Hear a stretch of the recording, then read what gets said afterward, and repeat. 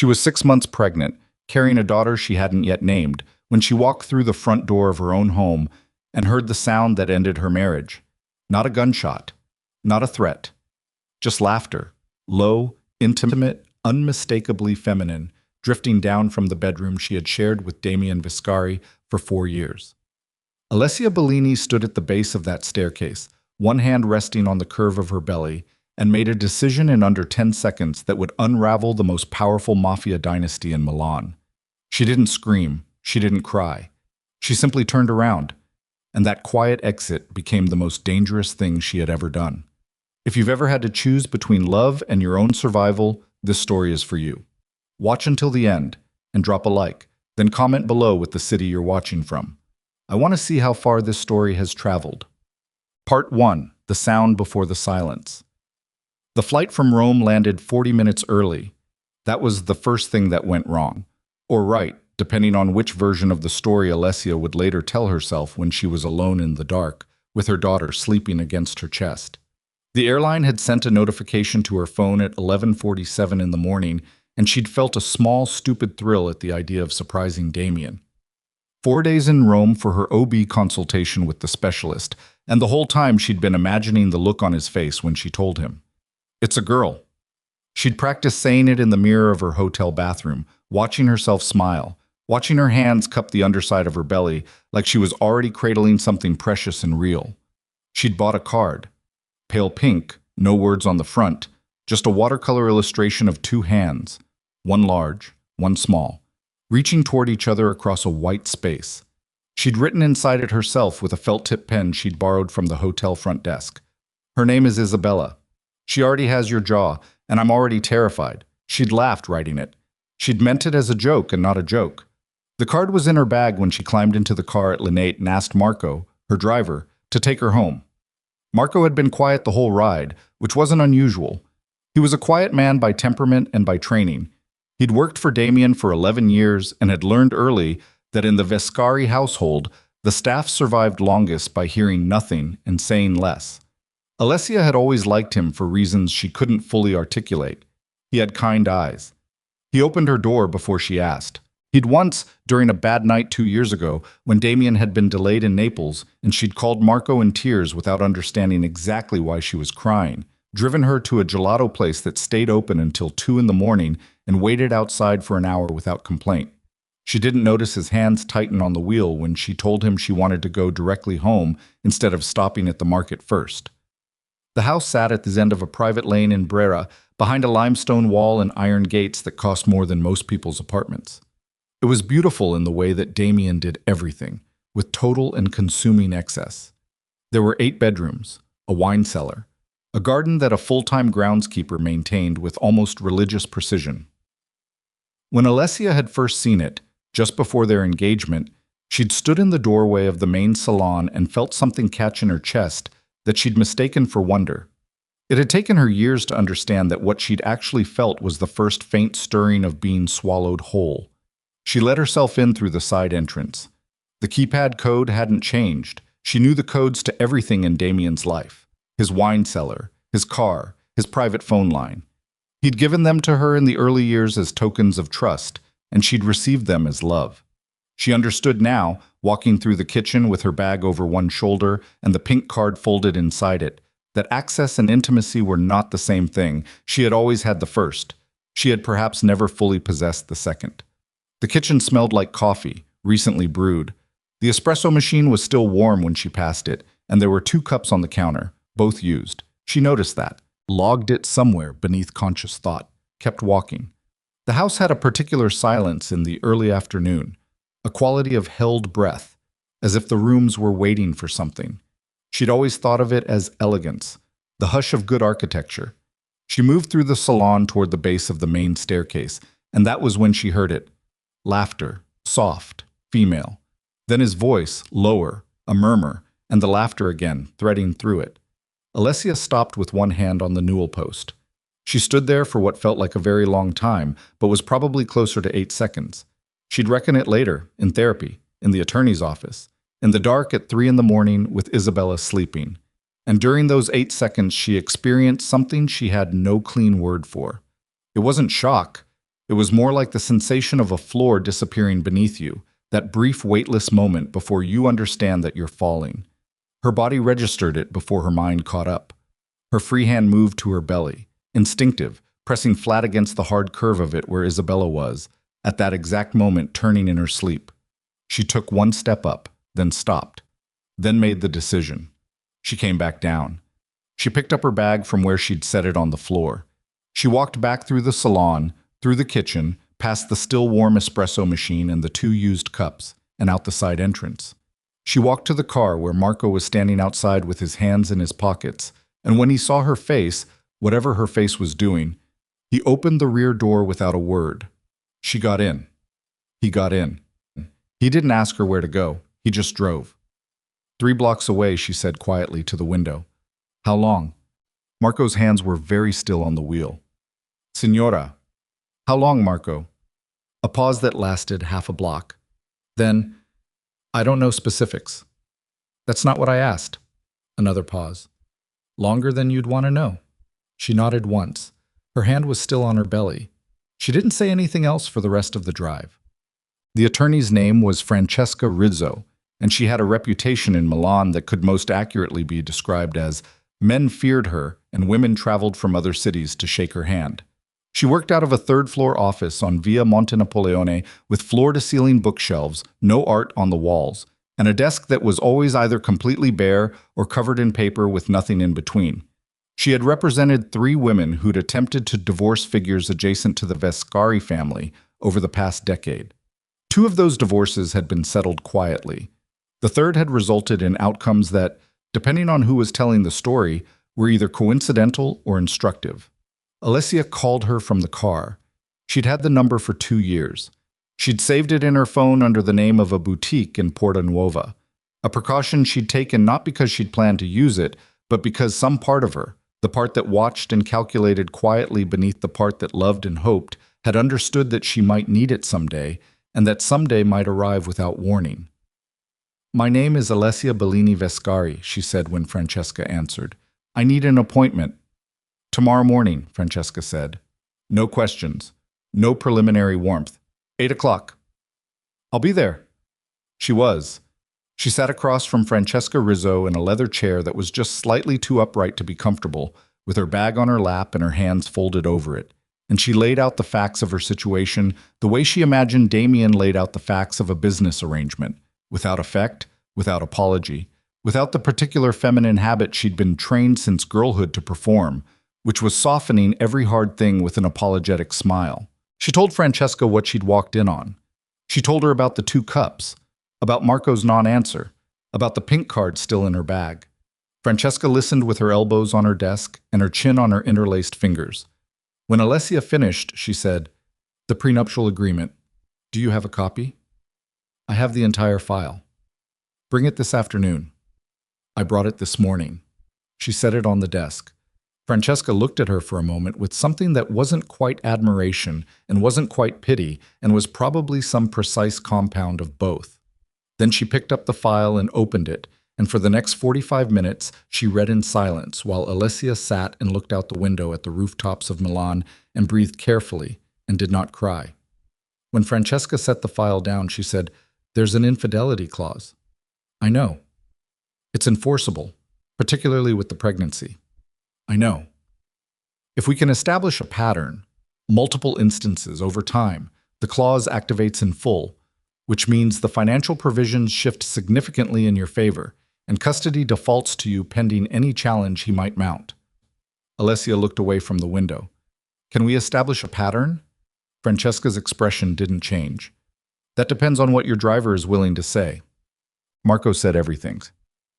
He sat in Francesca's office 4 days later, with his cap in his hands and his eyes on the floor, and he talked for 2 hours. He talked about the woman in Brera, whose name was Giulia, and who had been a consistent presence for at least 3 years. He talked about the apartment Damien kept in Navigli that appeared on no document associated with the Vescari family holdings, but that Marco had driven to on Damien's instruction more times than he could accurately count. He talked about the woman in Navigli, who was different from the woman in Brera, and about the woman in Porta Romana whom he'd only seen twice, but whose name he'd accidentally overheard during a phone call. He talked without drama, in the flat, tired voice of a man who has carried something for too long and is simply grateful to set it down. When he was done, he looked up at Alessia and said, "I'm sorry, Signora. I should have—" He stopped, shook his head. "There's nothing I could have said that would have been right." Alessia looked at him for a long moment. "You drove me to get gelato at 2 in the morning," she said, "and you never told him." Marco said nothing. "That was enough," she said. She meant it. Damien called on the 3rd day, then on the 4th. On the 5th day, he appeared at the apartment she'd moved into, a clean, spare 2-bedroom near the Navigli Canal that she'd rented in her maiden name, though she was under no illusion that it would take him long to find her. The Vescari network was thorough and had long tentacles, and Damien Vescari had not built and maintained his position by being slow to locate things he'd lost. He stood at her door in a suit that probably cost more than her monthly rent, and for a moment he just looked at her. The bump beneath her sweater, the absence of her rings, the particular set of her jaw that he had once described to her as the most beautiful and terrifying expression he'd ever seen on a human face. His own face was doing something she'd rarely seen it do. It looked cracked, not broken. Damien Vescari did not break, not visibly, not in front of witnesses, but cracked. There was something working behind his eyes that she recognized without warmth as pain. "Let me in," he said. "No." "Alessia, my attorney will be in contact with yours by Friday." "I don't want to talk to attorneys." His voice dropped. "I want to talk to you." "You had 4 years to talk to me." He put one hand on the doorframe. His knuckles were white. "What I did—" He stopped, started again. "There is nothing I can say that—" "I know." She stepped back from the door. "That's why you should stop trying." She closed it. He stood outside for 11 minutes. She could hear him breathing. And then she heard his footsteps on the stairs. And then she heard nothing. And she went and sat on the bathroom floor with her back against the tub, and her arms wrapped around her belly. And she breathed, and she breathed, and she absolutely did not cry. The legal battle opened like a wound and bled for months. Damien's attorneys were, as expected, formidable. 3 men and 1 woman who collectively billed more per hour than Alessia's rent, and who had spent careers turning unfavorable facts into favorable narratives. They came at the prenuptial clause from 4 angles simultaneously, challenging the definition of infidelity as specified in the original document, questioning the admissibility of Marco's testimony given his employment history, raising questions about Alessia's emotional state during the alleged discovery. And Afar, the one that made Francesca go very quiet and very still during their morning briefing, suggesting that Alessia's sudden decision to file coinciding precisely with the confirmation of a daughter rather than a son might indicate a calculated rather than an emotional motivation. "They're going to argue she's been planning this," Francesca told her associate after Alessia left the room to take a call. "That she waited until she knew the sex." "Is that true?" her associate asked. Francesca picked up the prenuptial file. "It doesn't matter if it's true. What matters is what we can prove about him." What they could prove about him turned out to be considerable. Over the following 8 weeks, Francesca's investigative team documented a pattern that stretched back to the first year of the marriage. A constellation of women, maintained with the same quiet organizational efficiency Damien applied to his business operations, each kept separate from the others, each given the illusion of exclusivity. There had been gifts, there had been arrangements, there had been nothing accidental or impulsive about any of it. It was not the behavior of a weak man who'd surrendered to temptation. It was the behavior of a man who had decided, at some point before the wedding, that fidelity was a provision of the contract he intended to honor in spirit, but not in practice. When the first documentation package landed in opposing counsel's office, Damien's lead attorney called Francesca directly. "How much of this are you prepared to use?" he said. "All of it," she said. "In open court, in front of a judge, with receipts." A long silence. Then, "Signora Rizzo, there are ways to resolve this that don't require—" "My client doesn't want resolution," Francesca said. "She wants documentation. She wants a record. She wants his signature on a custody agreement that reflects the truth of this marriage, not the version his money would prefer the court to see." "You understand who her husband is?" "I understand who her husband was." She paused. "Was. past tense. That's the part I'd encourage you to explain to him. Isabella Vescri was born on a Thursday in November. 7 pounds, 2 ounces. A shock of dark hair. Damien's jaw, exactly as Alessia had written in the card. The pink card that had been sitting in the bottom of her bag for 4 months by then, slightly crumpled, undelivered, undiscarded.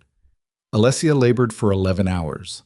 Francesca was there for 8 of them, sitting in a chair in the corner of the delivery room with her phone face down on the armrest, not working, just present, which was not something Francesca Rizzo did for most clients, and which Alessia would remember for the rest of her life.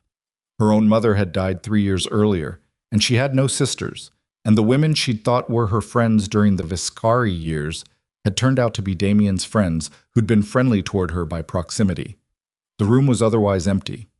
When Isabella arrived, Alessia held her and looked at her face for a long time, at the dark eyes that were still learning to focus, at the small, furious mouth, at the hands like clenched questions, and felt something move through her chest that had no name and didn't need one.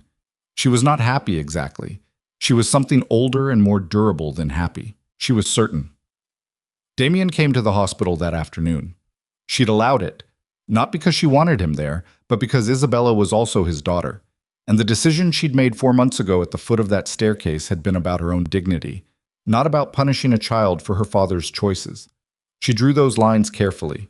She was not interested in becoming a woman whose pain made her cruel. He sat beside the hospital bed for 40 minutes, holding Isabella against his chest with a carefulness that she had never associated with him. A man who moved through the world as if it was built to absorb his impact. He was quiet the entire time. When he finally looked up at her, his eyes were red. "Her name," he said. "You chose Isabella. We talked about it once, 2 years ago." She held his gaze. "You'd forgotten." "I hadn't." She didn't respond to that. "Alessia." He looked back down at the baby. "I'm not going to fight the custody agreement." She waited. "What Francesca put together." He stopped, let out a breath that came from somewhere low in him. "I don't have a defense. Not one I could make while looking at myself in the mirror. I'm not going to make you and Isabella go through a public fight that I deserve to lose." The silence between them was long and had weight. "You'll have supervised visits," she said, "twice a week, in a neutral location, with a supervisor present until the court determines otherwise." "I know. And you'll sign what Francesca sends you." "I already told my attorney to cooperate." She looked at him, really looked, the way she hadn't allowed herself to in months, because looking directly at Damien Vescari had always been the thing that made her lose her footing. She looked at the man holding her daughter with such careful hands, at the face she'd loved for 4 years, at the ruin of everything she'd believed she was building with him. "Why?" she said. Not anger, just the actual question. "Why did you do it?" He was quiet for a long moment. Isabella made a small sound against his chest, and he shifted his hold automatically, instinctively. "Because I thought I could," he said. "Because I thought I was the kind of man who could have everything and pay no price for it." He shook his head. "I was wrong." "Yes," she said. "You were." He looked up. "Is there any—" "No." He nodded, once, looked back down at Isabella. "Then I'll be what she needs me to be," he said. "Whatever that is. Whatever you allow." She didn't answer him.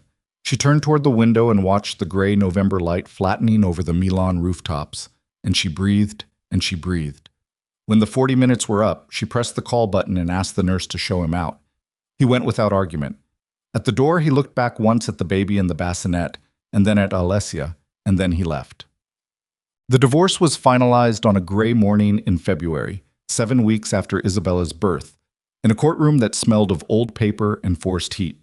Damien sat across from her at the long table with his attorneys arranged beside him like a wall of expensive stone, and he signed every document his own team put in front of him. He didn't flinch. He didn't delay. He looked at each page with the same flat attention he brought to a business contract, and he signed, and he passed the page, and he signed again.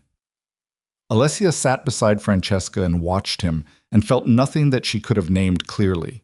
Not satisfaction, not grief, not the particular relief she'd expected to feel when the ordeal was finally over. What she felt was something quieter and stranger, a kind of completion, like a long sentence finally arriving at its period. When the final document was signed, the judge reviewed the package, asked two procedural questions, and declared the dissolution final. Damien's lead attorney leaned toward him and murmured something. Damien nodded slightly without looking at him. Then he gathered the copies of the agreement in front of him and stood, and his team stood with him, and he buttoned his jacket, and then he did something that none of the attorneys on either side of the room expected. He looked at Alessia directly across the table, and he said, "I'll be at the Navigli location Saturday at 2 for Isabella's visit. I'll bring the documentation Francesca's office requested." "Good," Alessia said. He nodded. He left. Francesca waited until the room had emptied, and then she looked at Alessia and said very quietly, "How are you?" Alessia considered the question seriously. Outside the tall windows, Milan was doing its winter thing, the light thin and cold, the sky the color of pavement, the streets full of people moving fast with their hands in their pockets. "I don't know yet," she said. "Ask me in a year." Francesca almost smiled. "I will." The weeks that followed had a texture Alessia hadn't expected. Not emptiness, but a kind of raw openness, like new skin over a healed wound. She moved through the days with Isabella in the rhythms that newborns impose: feeding, sleeping, the small urgent needs that make time collapse into something immediate and unthinking. She was tired in a way that went down to the bone. She was more present in her own life than she had been in years.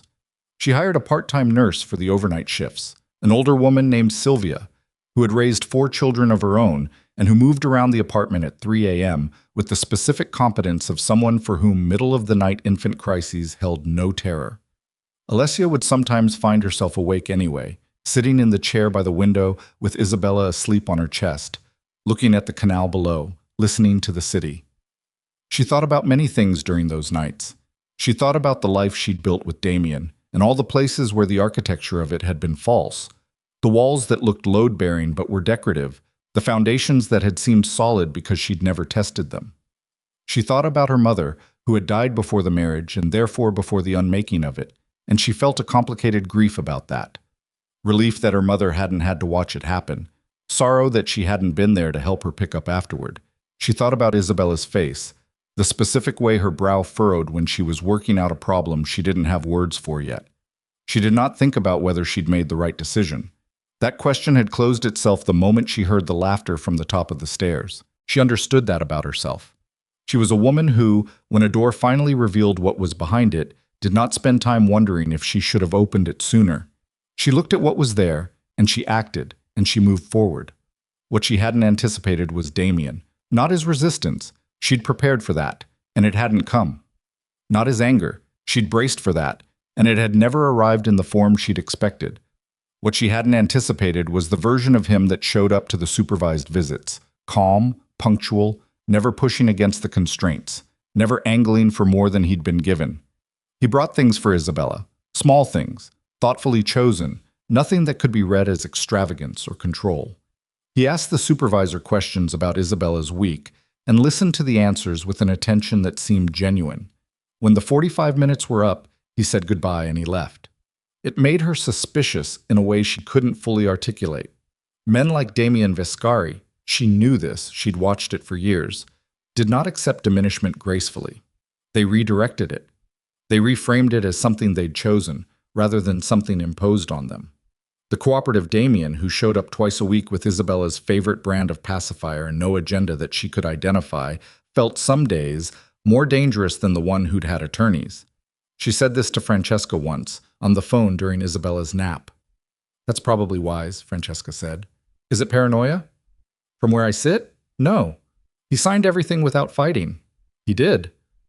"Men in his position don't do that unless they have a reason." A pause. "Or unless they've accepted something." "What would he have accepted?" "That he lost you," Francesca said. "Some men, when they finally understand that, stop maneuvering and just try to be the one thing left they can be." A beat. "He might be trying to be a father." Alessia looked at Isabella asleep in the afternoon light, at the small rise and fall of her chest, the tiny fist curled beside her cheek. "I know," she said quietly. "That's the part I don't know what to do with." She hung up and sat in the silence of the apartment, and outside the canal moved slow and gray, and somewhere across the city, in a world she'd walked out of and was still, every day, trying to fully leave. The man she'd loved and married and lost was probably sitting in an office looking at a photograph of his daughter on his phone, which she knew because she'd seen him do it once, accidentally, through the glass of the cafe where the visits took place, before she'd pulled back so he wouldn't know she'd seen. She didn't know what to do with that either. She picked Isabella up, though she was still sleeping, and held her against her shoulder and stood at the window. And Isabella made a small sound of protest and then settled, her breath warm against Alessia's neck, her weight solid and real and unambiguous in a world where almost everything else had become provisional and strange. This, Alessia thought, this I know. Everything else could wait. Outside, a February wind came off the canal and moved through the bare branches of the trees, and the city made its low, continuous sound, and somewhere a door opened and somewhere a door closed, and Alessia held her daughter and breathed and waited for whatever was going to happen next to finally come and show its face. She would not go looking for it. She had learned that much. She had learned that the things you reach for in the dark are never quite what your hands expected to find. Better to stand still. Better to let the light come to you, slowly, on its own terms. Better to trust only what you could hold. She didn't know it yet, but 3 floors below, the man Damien had placed there 6 weeks ago to watch the building. Not to report her movements, just to make sure nothing came near her. Not a detail she was supposed to know about, not one she did know about. Had just pulled out his phone to report to Damien that a dark sedan had been sitting at the end of the block for 90 minutes without moving, and its plates didn't match any registered vehicle in the Navigli district. And Damien, sitting in his office across the city with a glass of water and Isabella's photograph on his desk, had gone very still. The sedan was gone by morning. That was the thing about it. By the time Damien's man had called it in and Damien had made 3 phone calls and dispatched 2 people to the block, the car was simply not there anymore. No plates left behind. No description of a driver. Nothing except the fact of it having been there for 90 minutes in the specific way that things sit outside buildings when they are watching buildings, and then not being there anymore, which was in some ways worse than if it had stayed. Damien stood in his office at 6:45 in the morning with his jacket off and his phone in his hand and looked at the wall for a long moment. "Same plates as anything in our network?" he asked. Nothing. This was Caruso, his operational head, a compact man in his 50s who had survived 4 different iterations of the Viscari organization by being the kind of person who brought answers rather than questions. "I ran it 3 times. The number's clean. Too clean. Registered to a cleaning supply company in Bergamo that closed 8 months ago. Ghost plate." "Ghost plate," Caruso confirmed. "Luca's people?" "Possibly. Or ferry. There's been movement from the ferry side the last 2 weeks. Nothing confirmed, just noise. Chatter." Damien set the phone down on the desk. He looked at Isabella's photograph. He picked the phone back up. "Move her," he said. Caruso paused. "She won't like that." "I'm not asking what she'll like." "Damien," Caruso's voice went careful. "She's not... The arrangement is... I know what the arrangement is." He said it flatly, without heat. "I know exactly what my standing is and isn't. Move her anyway. Find a reason." "And if she asks who authorized it?" He looked at the photograph again. Isabella's dark eyes. That jaw. "Tell her it was a precaution. Don't use my name." Caruso left. Damien sat at his desk in the early morning quiet and felt the particular weight of a man who had done the right legal thing for entirely wrong reasons, or the wrong legal thing for entirely right reasons, and was no longer certain which was which.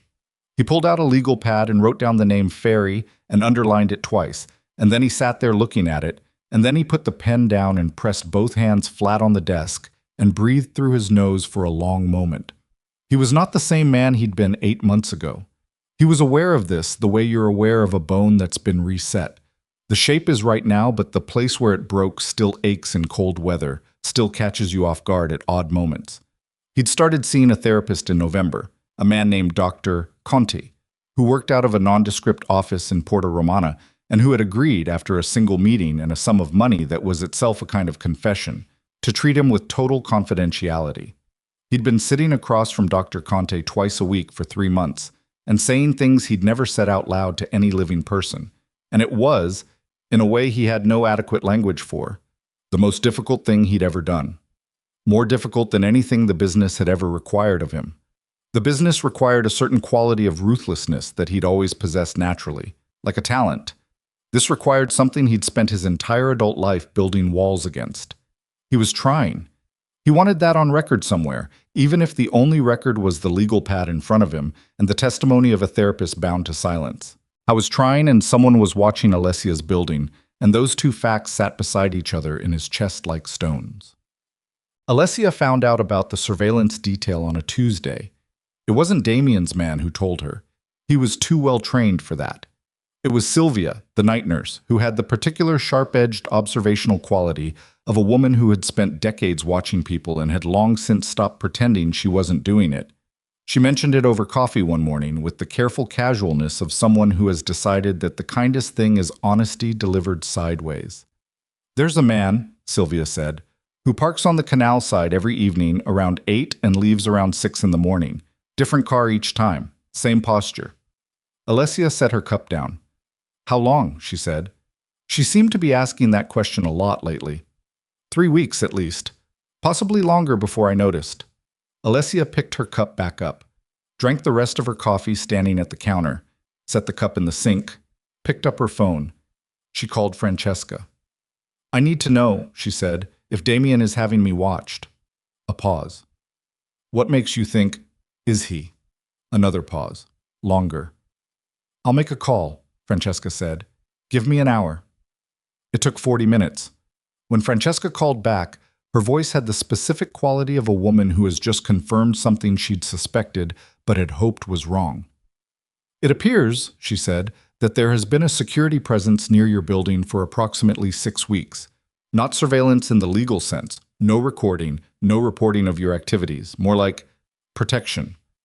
That's the word his attorney used, yes. Alessia stood at the window looking at the canal. Her jaw was tight, her free hand was pressed flat against the glass, palm out, like she was checking for something on the other side. "He doesn't have the right," she said. "No," Francesca agreed. "He doesn't. Pull it. Whatever legal mechanism you need to use. I'll send a letter this afternoon. Do it now." The letter arrived at Damien's attorney's office at 2:15 in the afternoon, and by 2:40 it was in front of Damien, and by 3 o'clock he was sitting across from his attorney in a conference room on the 14th floor of a building near the Duomo, and his attorney was explaining, with the kind of careful precision that expensive legal talent applies to bad news, exactly what the consequences would be if this was characterized as harassment in the context of the existing custody arrangement. "It won't be," Damien said. "Damien, I'll pull the detail, today." His attorney, a man named Savelli, who had been managing Vescari legal affairs for 15 years, and who had the exhausted eyes of someone who spent his working life cleaning up after people with too much power and too little judgment, leaned back in his chair. "That's the right call." "I know it's the right call." "She's not wrong to be angry." "I know she's not wrong." He stood up, buttoned his jacket. "Set up a meeting." Savelli looked at him. "With?" "Her, Alessia, a formal meeting through proper channels with both attorneys present." He moved to the door. "I want to explain. She doesn't have to meet with you." "I know that too." He left without waiting for the response, which was either confident or delusional, and he wasn't sure which, and walked to the elevator and stood in it as it descended with his hands in his pockets and his eyes on the floor, thinking about the sedan with the ghost plates, and about Ferry, and about how a man could be simultaneously trying to be better and still causing harm through the specific mechanisms of his old way of doing things. He pulled out his phone and dialed Caruso. "Pull everyone," he said. "All of it, now." "Understood." A pause. "The Ferry situation. I'll handle that a different way." "How?" Damien looked at his reflection in the polished elevator doors. The suit, the jaw, the eyes that had seen too many rooms like the rooms he'd spent his life in. He looked at that man for a moment, the way you look at something you're deciding whether to keep. "Carefully," he said. For once. The meeting happened on a Thursday afternoon in Francesca's office, which was neutral ground only in the sense that it belonged to neither of them, though the advantage clearly ran toward Alicia, who knew the room and the chair and the precise angle of afternoon light that fell through the window. She sat with her hands in her lap, and her back straight, and her face doing the thing it did when she had decided to feel nothing visible, Not cold exactly, just sealed, like a window that's been painted shut from the outside. Damien sat across from her with Savelli beside him and said, without preamble, I had people watching your building. I know that was wrong. I know I didn't have the right. She looked at him. There was a vehicle, he continued, outside your building 6 weeks ago. Unfamiliar plates, cleaned registration. It sat there 90 minutes and left before we could identify it. Something moved through Francesca's expression, a small tightening. You should have come to me, Alessia said. I know. Or to Francesca, or to the police. I know. Instead, you made a unilateral decision about my security without telling me, which is... She stopped. Her jaw tightened. Which is exactly the pattern we spent 8 months in a courtroom documenting. The word pattern hit him visibly. Not as injury. Damien Vescari absorbed injury well, had been trained to since childhood, but as something more specific, something more deserved. He absorbed it without looking away. Yes, he said. It is. So, she unfolded her hands, refolded them differently. What was the vehicle? A pause. We don't know. Best guess. He looked at Savelli. Savelli gave him the smallest possible nod. A faction called Ferry has been active in the city the last month. They have a history of using pressure on... He stopped, chose the next words carefully. On peripheral targets, people adjacent to the primary target. The room went very still. Peripheral targets, Alessia repeated. I don't believe you're in direct danger. I want to be clear about that. But you believe I might be used as leverage? He said nothing, which was itself an answer. She looked at him for a long moment with those sealed eyes, and he sat there and let her look. And the afternoon light came through Francesca's window and lay across the table between them like a line neither of them crossed. I want full information, Alessia said finally. Whatever you know about this Ferry situation, not a summary, not what you decide I need to hear. Everything. That's not, Savelli started. Everything, she said again, without raising her voice. Or I take Isabella and I go somewhere you won't find us, and you can spend the next 2 years explaining to a court why your business activities created a security risk for your daughter. The silence that followed had a specific texture, the texture of a negotiation that has just shifted its entire center of gravity. Damien looked at her, held her gaze for a long moment. All right, he said. Savelli turned to him. Damien, all right. He said it again, quieter, final. To Alessia. I'll have a briefing document to Francesca's office by tomorrow morning, everything I know. She nodded once, started to stand. Alessia. His voice stopped her. She didn't sit back down, but she stopped. He looked up at her.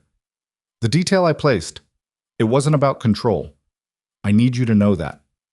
She considered that for a moment. I know, she said. That's almost the harder part to deal with. She left. Francesca stayed behind for 30 seconds, collected the files she'd been not reading during the conversation, and then she left too.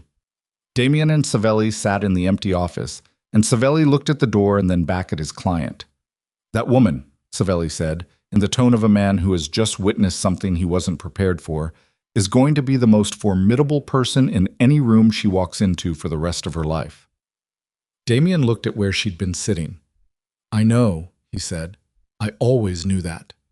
Then why? Because I was an idiot, Damien said simply. Are we done here? The briefing document arrived at 8 the next morning, and Francesca read it before Alessia did, and then she called Alessia and said, Come to the office. Bring nothing you wouldn't want left behind in a hurry. That sentence was what fear sounded like in Francesca Rizzo's mouth, which was to say, it barely sounded like fear at all, but Alessia had learned to read the frequencies. She was at the office in 20 minutes with Isabella in the carrier and her go bag, the one she'd kept packed since she first moved into the Navigli apartment. Not because she'd been planning on needing it, but because she was the kind of woman who kept a go bag, and she was not interested in examining what that said about how she'd lived. And she sat across from Francesca and read the document. It was 11 pages, single-spaced, the kind of document that a man produces when he's stopped deciding what you need to know and just tells you. The Ferry organization was not new. It had been operating on the periphery of Milan's organized crime landscape for 6 years, run by a man named Ito Ferry, who had come up through the Neapolitan networks before relocating north and building something local and specifically structured to exploit the gaps left when larger organizations went through transitions. Damien's organization had been in a transition, the kind that happened when the man at the top started making changes to the model, started pulling resources out of the more violent revenue streams, started doing things like entering therapy and attending supervised visits with his infant daughter and consulting with attorneys about legitimate business restructuring. Ferry had noticed. Ferry had interpreted the transition as weakness. Ferry had decided that this was the moment to move into territory that the Vescari network had historically controlled. The vehicle outside Alessia's building was the third documented probe. The first two had been near Damien directly. The third being near her was a specific message, a calibrated one, designed to communicate that Ferry knew where the pressure points were. Isabella shifted in the carrier against Alessia's chest. Alessia kept reading. On page 9, Damien had written a single paragraph outside the format of the rest of the document, in what appeared to be his own handwriting reproduced by his assistant. It said, "I am telling you this not because I want to create fear, but because you asked for truth and I promised truth, and I'm trying to understand what it means to be a man who keeps that promise. The risk to you is real, and I'm not minimizing it. I'm also not helpless against it. I need you to trust that those two things can coexist." Alessia set the document down. She looked at Francesca. "What are my options?" she said. Francesca had clearly already been thinking about this. "You can relocate outside Milan. I have contacts in Lugano, in Paris. Isabella's visits would be suspended pending the situation resolving." Alessia looked at her daughter's face, tipped slightly sideways in sleep against the carrier, mouth open, unbothered by everything. "Or," Francesca continued, with the careful tone of a woman presenting an option she personally finds distasteful but professionally cannot withhold, "Damien has offered an alternative." Alessia waited. "A property he controls outside the city, fully staffed. He describes it as," Francesca glanced at her notes, "the most defensible location he has access to outside a military installation. He would be present. He makes clear that the living arrangements would be entirely separate and that you would have full autonomy within the compound. He would be present. Yes, Damien Vescari, in the same building, every day." "That is what present means, yes." Alessia stood up, walked to the window, stood there with her back to Francesca, looking at the street below, at the ordinary motion of a city going about its business in the pale March light. "What does your gut say?" she said. "My gut," Francesca said carefully, "says that the document he sent you this morning is more honest than anything produced in that courtroom, and that a man who spent 8 months letting you do what you needed to do without fighting you, who pulled a security detail the same day I asked, who wrote a paragraph in his own handwriting about keeping promises." She paused. "My gut says he means it." "Your gut also said the prenuptial clause was airtight." "It was airtight. He signed it." Alessia turned back from the window. Her face was doing the sealed thing again, but underneath it, in the set of her shoulders and the specific quality of stillness she was holding, something else was working. Something that was neither capitulation nor resolution, but the beginning of a decision she hadn't yet finished making. "I need 24 hours, she said. "You have it." She picked up her bag, adjusted the carrier, looked at Francesca. "If I go," she said, "if I take Isabella and I go to that compound and I put us inside the protection of a man I divorced 6 weeks ago, what does that mean?" Francesca looked at her steadily. "It means you chose your daughter over your pride.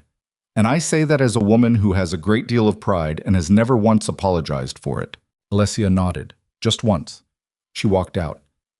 In the elevator going down, she held Isabella's head with one hand and pressed her back against the elevator wall and closed her eyes, and she felt the building move around her as the elevator descended, and she thought about the sedan with the ghost plates and about page 9 of the document, and about the look on Damien's face in the hospital when he'd held Isabella for the first time.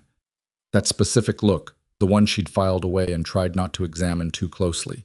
And the elevator reached the ground floor and the doors opened, and she walked out into the cold Milan afternoon and hailed a cab and told the driver her address and sat in the back with her daughter warm against her chest and her go-bag on the seat beside her, and her mind working very fast and very quietly towards something that felt, the closer she got to it, less like a choice and more like an inevitability she'd been moving toward since the moment she'd turned around at the foot of that staircase and walked back out into a world she was going to have to learn to navigate without a map. Her phone buzzed. A message from an unknown number. A photograph. Her building. Her window. Isabella's yellow curtain visible through the glass. Taken, by the angle, from street level. Taken by the timestamp 4 minutes ago, while she was sitting in Francesca's office reading an 11-page document about a man named Ferry who understood pressure points. Her thumb hovered over the screen. Her heart rate did not spike. It slowed, the way it always did when she moved from fear into decision. And she looked at the photograph of her window and her daughter's curtain and understood, with a clarity that had no warmth in it at all, that the 24 hours she'd asked for had just become something considerably shorter. She called Damien from the cab. He picked up on the first ring, which told her he'd been holding the phone. "The photograph," she said. No greeting, no preamble. A beat of silence. Then, "You got it. You sent it." "No." His voice was flat and careful. "I didn't send it. Someone else sent it to let you know they could." She looked at the image still on her screen. Her window. The yellow curtain. "How long have they been close enough to take that shot?" "I don't know." "Damien." "I genuinely don't know. That's not a managed answer. I don't know, and that's the problem." She could hear him moving, a door closing, the quality of the sound around him changing. "Where are you right now?" "Cab, 10 minutes from the apartment." "Don't go to the apartment." She was already looking out the window at the street, at the ordinary afternoon traffic, moving in the ordinary afternoon way, each car a possible container for something that wasn't ordinary at all. "Where do I go?" she said. "I'm sending you an address. Don't write it down. Memorize it and tell the driver." "That's not Alessia." He said her name the way he said it when he was not performing patience but actually exercising it, which was a distinction she'd learned to hear over 4 years. I know what this is, and I know what I'm asking, and I know I don't have the standing to ask it. Please." She looked at Isabella sleeping in the carrier. The yellow curtain. The timestamp. "Send the address," she said. The property was 40 minutes outside the city, past Monza, on a private road that turned off a regional highway between two unremarkable hills, and terminated at a gate set into a stone wall that looked like it had been there since before anyone alive could remember. The gate opened as the cab approached. Someone had been watching for it, and the driver took them up a long gravel drive lined with bare-limbed plane trees to a main house that was large and old and looked nothing like what Alessia had expected. She'd expected something that looked like money-performing security. What she found instead looked like a farmhouse that had grown several additional centuries onto itself. Stone walls, deep-set windows, a courtyard in the center where a fountain stood dry in the March cold. There were men at the perimeter who were not visibly armed but moved with the particular economy of people who were. There was a woman at the door. 50s, gray-streaked hair, the kind of competent face that inspires confidence in emergencies, who took Alessia's bag without being asked and said her name was Elena and that she managed the property and that Isabella's room had been set up on the ground floor to avoid stairs during night feedings. Alessia stood in the entrance hall with its flagstone floor and old beamed ceiling and looked at Elena and said, "Where is he?" "In the study. He asked me to tell you he won't come to you. You come to him when and if you're ready, or not at all." She thought about that. Nodded once. "Show me Isabella's room first." It was a good room, warm, south-facing, with a crib that had been assembled recently. She could see the faint marks on the stone floor where the packaging had been set down and moved. Someone had put a mobile over the crib, small wooden birds suspended on a thin wire, painted in muted colors. She didn't ask who had chosen it. She settled Isabella into the crib and stood over her for a moment, watching her breathe, and then she squared her shoulders and went to find Damien. The study was at the end of a corridor lined with framed maps, old ones, surveyor's maps of the region, land parcels marked in faded ink. Damien was standing at the window when she came in, his back to her, looking out at the courtyard. He turned when he heard her. He looked worse than he had in Francesca's office. Not physically. He was still immaculate in that way he'd always been, as if deterioration had a dress code he refused to meet. But something around his eyes was different, tighter. The look of a man who has identified a problem he cannot fully solve with the tools available to him. Sit down, she said. He looked at her. I'm not telling you to sit in your own house, she said. I'm telling you that if we're going to talk, I want us both sitting, because standing feels like positions, and I'm tired of positions. He sat. She sat across from him. Everything, she said. The version you didn't put in the document. He looked at his hands, then back at her. How do you know there's a version I didn't put in the document? Because I was married to you for 4 years, Damien. I know what your complete honesty looks like and what your managed honesty looks like. And that document was somewhere in between. He was quiet for a moment. Outside, a wind moved through the plane trees along the drive, a low sound, like breathing. Ferry didn't pick this moment by accident, he said. He picked it because someone told him it was the right moment. Someone who knew that I'd started the restructuring, who knew the timeline, who knew which revenue streams I'd already pulled resources from, and which were still in transition. She kept her face neutral. Someone inside your organization. Yes. Do you know who? I have a strong suspicion. I don't have proof. Who? He looked at her steadily. My brother. The word landed in the room and sat there. Alessia looked at him.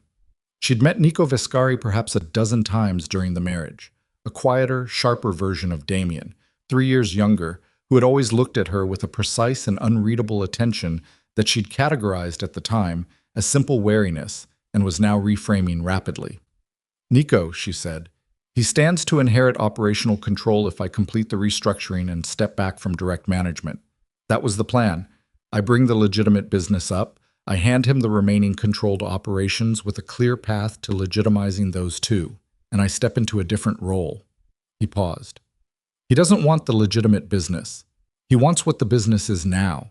He doesn't want the path I'm building. He wants the version of the organization that I'm trying to dismantle. So he invited Ferry in. I believe so. As a pressure mechanism. Something to destabilize the transition and make the case that the restructuring has made us vulnerable and should be abandoned. Using me and Isabella as the pressure point. He didn't say anything. He didn't need to. She sat very still for a moment. Outside the window, the afternoon light was going thin and cold. The sky, the specific gray of a March evening in northern Italy. Her mind was moving fast beneath the still surface, pulling at threads, following them to their logical ends. The photograph, she said. That was Nico's message to you, not Ferry's message to me. Something shifted in his expression. He looked at her with the look he'd had in the hospital, holding Isabella. Not the look of a man who was managing a situation, but the look of a man who had just been seen clearly and was deciding what to do about it. Yes, he said. That's what I believe.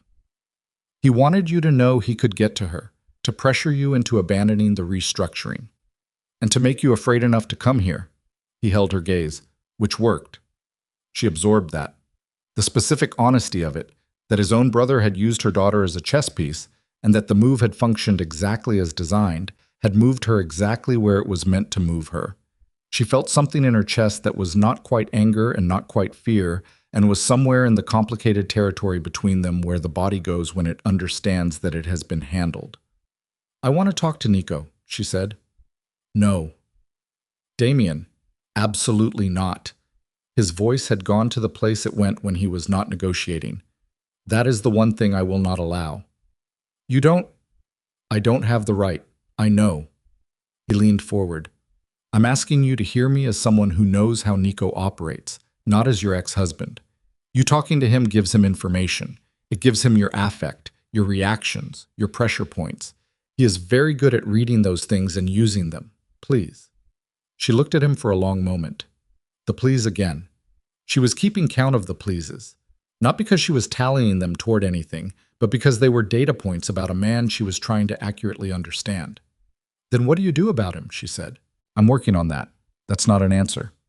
It's the only answer I have right now that's true. She stood up, walked to the window he'd been standing at when she came in, and looked out at the dry fountain in the courtyard, the bare trees beyond the wall, the last light going flat against the stone. You're going to tell me, she said to the window, that this is containable, that you have it handled, that I should trust you and stay here and let you manage it. I was going to tell you, he said from behind her, that it might not be containable, that I don't have it fully handled, that I have no right to ask for your trust, and that you should stay here anyway because the alternative is that someone uses your daughter to hurt me, and I can't." He stopped. She heard him exhale. "I can't live with that. I can't be in a world where I let that happen." She turned from the window. He was still sitting, which she noticed. He'd stayed sitting even through all of that, even when his voice had done the thing it just did, which was break slightly at the edges in the way that voices break when the thing behind them is real. "I'll stay," she said. "For now, while you work on the Nico situation. Thank you." "Don't thank me. It's not for you." She moved toward the door. "I want daily briefings. Everything you know, when you know it. No managed versions." "Yes." "And I want to be able to leave. Anytime. No questions." "The gate code is 1108, he said. "Isabella's birthday."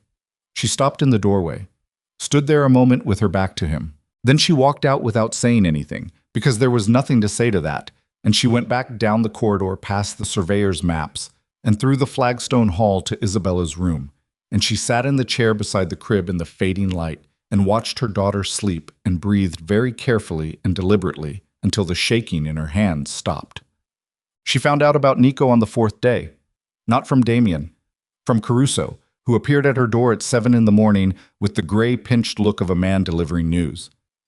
He'd been hoping someone else would have to deliver, and who said, without waiting to be invited in, that there had been a development and that she should probably sit down. She didn't sit down.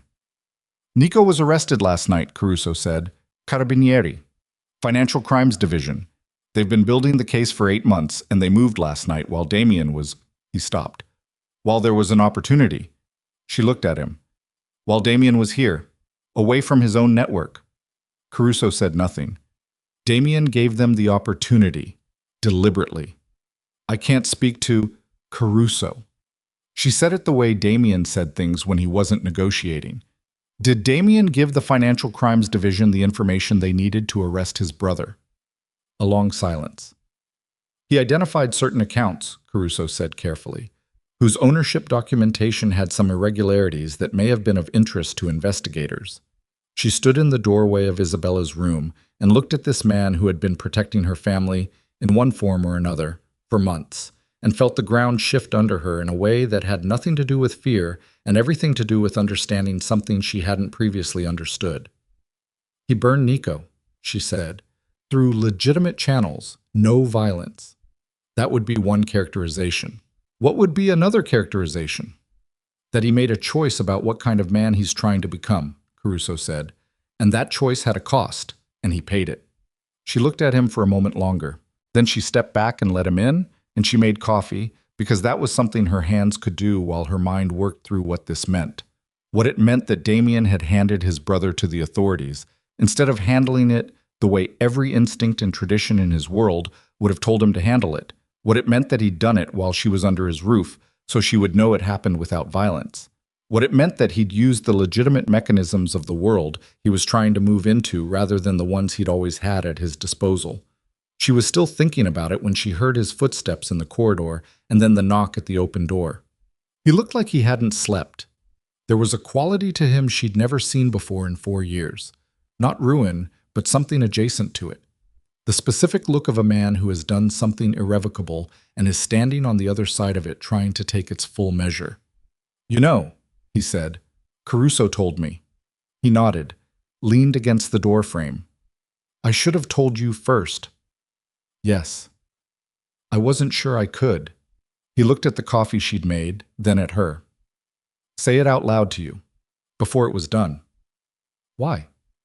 "Because if I'd said it out loud and then lost my nerve—" He shook his head. "I didn't want you to see that. I didn't want to be that in front of you." She poured a second cup and set it on the counter without moving it toward him, which was not an invitation, but was not a refusal either. He looked at it for a moment, and then he came in and took it and stood at the other end of the counter. "Is he going to prison?" she said. "Almost certainly. The accounts are very clear." "Will he come after you from inside?" "He'll try. The people he could use are people I've already been quietly removing from positions where they could act on his instructions." He drank the coffee, set the cup down. "I've been planning this for 2 months," she looked at him. "Since before the sedan outside my building." "Since before that, yes." "You knew he was the problem." I suspected. I needed time to be certain before I moved. The kitchen was quiet. Outside the window, the March morning was doing something tentative with light, a pale suggestion of it through the cloud cover, enough to make the courtyard stones look almost warm. Damien. She said his name the way she hadn't said it in months, not as a legal designation, not as a reference to the opposing party, but as the name of a specific person she was addressing directly. What happens now to Ferry? Without Nico's inside information and financial backing, Ferry's operation in Milan loses most of its leverage. They're not strong enough to move against me independently. They were counting on the disruption Nico was supposed to create internally. He paused. They'll retreat. You're sure? No, but I'm reasonably sure. He looked at her. Which I know isn't the same thing. No, it isn't.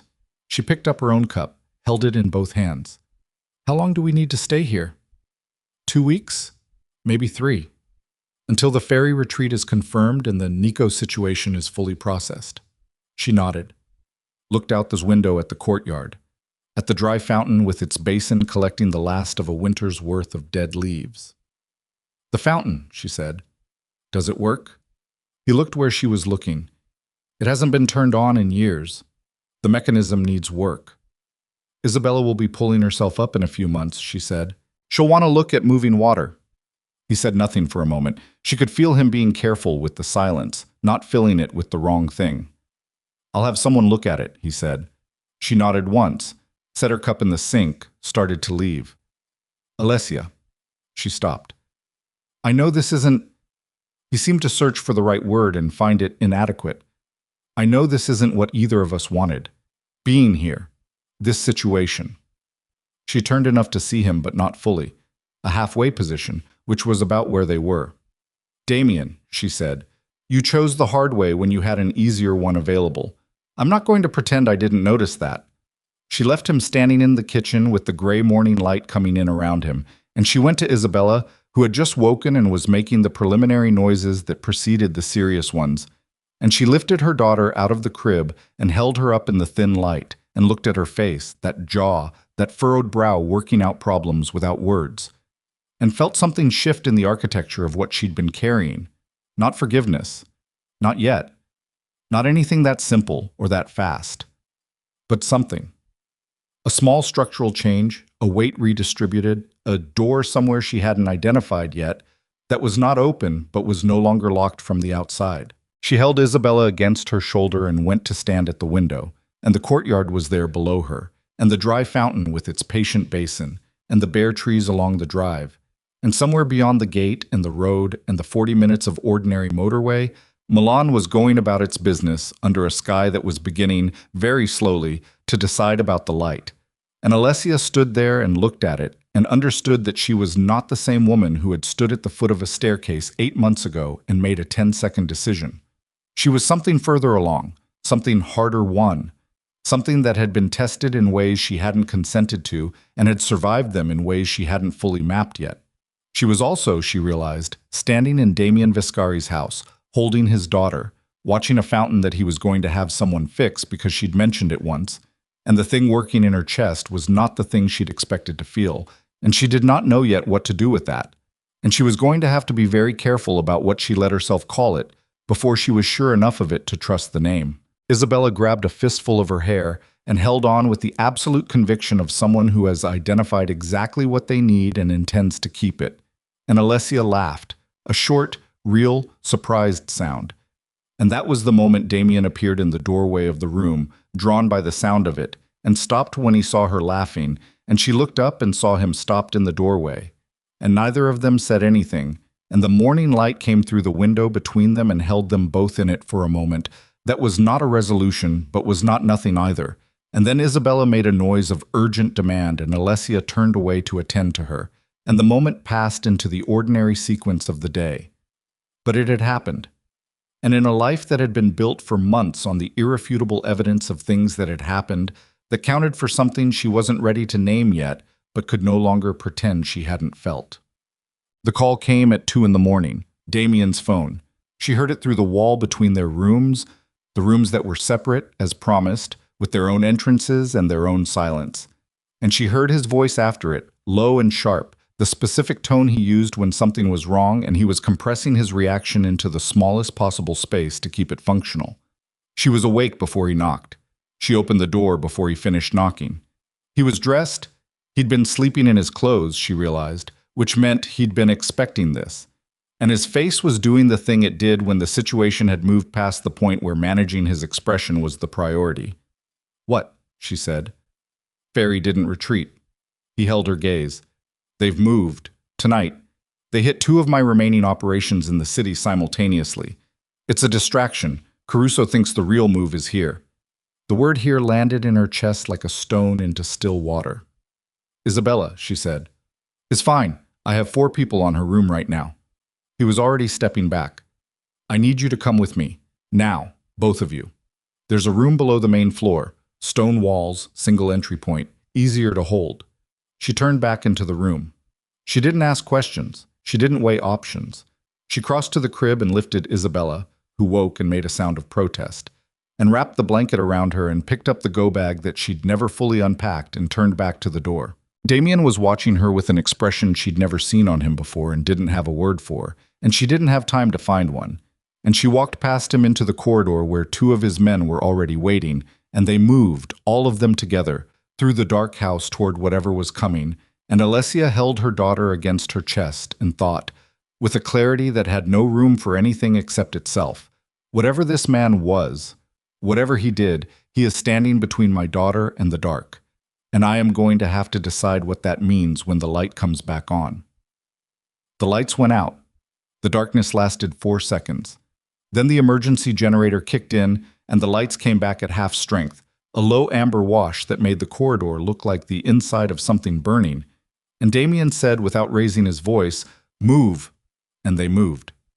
Alessia moved with Isabella pressed against her chest, and the go-bag over one shoulder, and Damien's hand not touching her but close, just off her left elbow, close enough that she could feel the heat of it, and 2 of his men ahead and 1 behind, and the corridor felt both very long and very short, the flagstones cold through her socks, Isabella making small sounds of confused protest against her neck that Alessia answered with the wordless low noise she'd learned in the first weeks, the one that said, "I have you, I have you, I have you," without being words at all. The room below the main floor was reached through a door at the end of the kitchen corridor that looked like a pantry door and opened into a staircase that went down 8 steps to a space that had been, at some point in the property's long history, a cold storage room. Stone walls 14 inches thick, 1 door, no windows. Ceiling low enough that Damien had to duck slightly. In the amber light, it looked like a place where nothing good had ever happened, and Alessia walked into it without hesitating, because the alternative to it was the dark house above, and whatever was moving through it. "How many?" she said, as Damien pulled the door behind them, and the man named Russo. She'd learned the names over 4 days, the way you learn the names of people your life depends on. Set the interior bar across it. Caruso said 6 minimum, maybe 8. Damien was on the phone already, his voice low and clipped. "Perimeter?" She couldn't hear the other side. She watched his face and read it the way she'd learned to read his face across 4 years of marriage.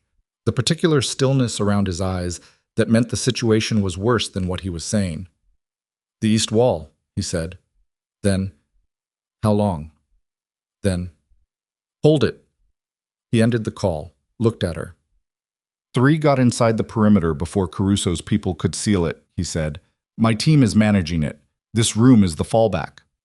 "The fallback," she repeated. "Meaning if your team stops managing it." "Yes." "How long can we hold this room?" "The door is steel core. The bar is rated for—" He seemed to calculate. "Long enough, if it comes to that." She looked at the door, at the bar across it, at Russo standing beside it with his jacket open and his hand at his hip, at the second man whose name was Feld, taking a position in the corner with sightlines to both the door and the staircase. She looked at Isabella, who had settled slightly, still fussing but quietly, the blanket wrapped around her, her dark eyes moving around the amber-lit room with the particular alert puzzlement of a 4-month-old who has been woken unexpectedly and is conducting an audit of her new surroundings. "She needs to eat," Alessia said. "Soon. She'll start crying and I can't stop her when she's hungry." "Then feed her," Damien said. She sat down on the low wooden bench along the wall and settled Isabella into position and draped the blanket for privacy with the automatic efficiency of a woman who had been doing this in all kinds of circumstances for 4 months. And she looked up to find Damien turned away, facing the door, giving her that. She looked at the back of his head, at the set of his shoulders under the dark fabric of his shirt, at his hands, which were still, which cost him something she could see in the rigidity of his back. "Talk to me," she said, "while she eats. Tell me what's happening upstairs." He half turned, keeping his eyes on the door. "Caruso has the main entry secured. The three who got inside, they came over the east wall on the garden side. They're moving through the upper floor. Are they looking for this room?" "They're looking for this room." "Do they know where it is?" "Nico knew," he said. "He grew up coming here." She absorbed that. Nico, in a custody interview somewhere in the city's legal processing system, who had still managed to be in this room tonight through the information he'd provided before he was taken. "What does Fairy want?" she said. "Actually want. Not the leverage play. The end goal." Damien was quiet for a moment. "To demonstrate that I can't protect what matters to me. To make an example of the transition. To show the other families that restructuring creates vulnerability. That the old way is the only sustainable way. So this isn't about killing you. If it were about killing me, I'd already be dead. I've been in the open for 4 days." He turned slightly more. "It's about breaking me. Making me choose between what I'm trying to build and what I'm trying to protect." "And what do you choose?" He looked at her then, fully, across the low amber-lit room, with Isabella making small sounds against her and the steel door between them and whatever was moving through the house above. "I already chose," he said, "the night I called the Financial Crimes Division about Nico's accounts." She held his gaze. "That's not what I'm asking." He understood what she was asking. She could see it in the way his expression shifted. Not the managed shift, not the diplomatic one, but the real one. The one that happened when a person drops the last layer. "You," he said, "and Isabella. That's what I choose, whatever the cost." Upstairs, something hit the floor. A single heavy impact, then movement, then voices. Too muffled to make out words, just the shape of urgency. Russo's hand tightened. Feld moved a half-step forward. Damien turned back to the door. Isabella finished eating. Alessia covered herself and shifted her daughter up to her shoulder and patted her back and listened to the sounds from above and breathed. The first attempt on the door came 11 minutes later. Not a battering, something more deliberate, a sustained pressure, like whoever was on the other side was testing the frame rather than trying to force it. It went on for 30 seconds and then stopped. Russo and Feld exchanged a look across the room that said something specific about what that meant, and Alessia read it and her jaw went tight. Damien was on the phone again. "Caruso, status." A pause. He didn't react visibly to whatever he was hearing, which meant it was bad. "How many of mine?" Another pause. "All right." He ended the call. He turned around. He looked at Russo and said something brief and low that Alessia didn't catch, and Russo moved to the back of the room and shifted a section of shelving that wasn't fixed to the wall. It swung outward on a concealed pivot, revealing a recessed space behind it. In the recessed space were two things, a metal box and a second door, much smaller, set into the stone. Alessia looked at the second door. "Emergency exit. It comes out in the old barn structure 50 meters north of the main house. There's a vehicle in the barn." He looked at her. "If the door doesn't, you take Isabella and you go through there. Russo goes with you." "And you?" He looked at the steel door. "I stay here." "Damien." "Alessia." He said it without drama, without performance. Just the fact of it, set down like something heavy. "The vehicle has a drive program to a location Caruso's people will be at within 20 minutes. You'll be safe before I finish doing what I need to do in this room." "What do you need to do in this room?" He opened the metal box. She could see the contents from where she sat. She looked at them and then looked at him. "No," she said. "It's not a discussion. You're right, it's not, because you're not doing that alone." She stood up, Isabella against her shoulder, go bag in her other hand, and crossed the room to him. She stopped close enough that she had to tilt her head slightly to hold his gaze. "You are not staying in this room alone while I go through a hole in the wall. Someone has to get Isabella out. Russo gets Isabella out. Feld stays with you. She stopped. Isabella shifted and made a sound, and Alessia's hand went automatically to the back of her head, steadying her, and in the amber light she could see Damien watching that gesture with an expression that was not one she had a word for. I'm not leaving you to die in a stone room because Edo Ferry wants to make a point. I'm not going to die in a... Don't, she said it sharply. Don't tell me the version where you're fine. Tell me the actual plan. He looked at her for a 3 count. Then, the actual plan is that Caruso is 40 seconds from the east corridor with 4 people, and the 3 who got inside are going to be contained in the next 2 minutes. The actual plan is that this door holds, and the barn exit is a contingency we don't need. A beat. The actual plan is that I'm not going to let anything happen to either of you. 40 seconds, she said. 40 seconds. They stood there in the amber light listening to the house above them, and Isabella pressed her face against Alessia's neck and blew a warm breath there that under any other circumstances would have made her laugh. And the door made a sound, a different sound this time, something metal against metal along the frame. And Feld said quietly, "They have a tool." And Damien turned to the metal box. 30 seconds. The frame groaned. 20.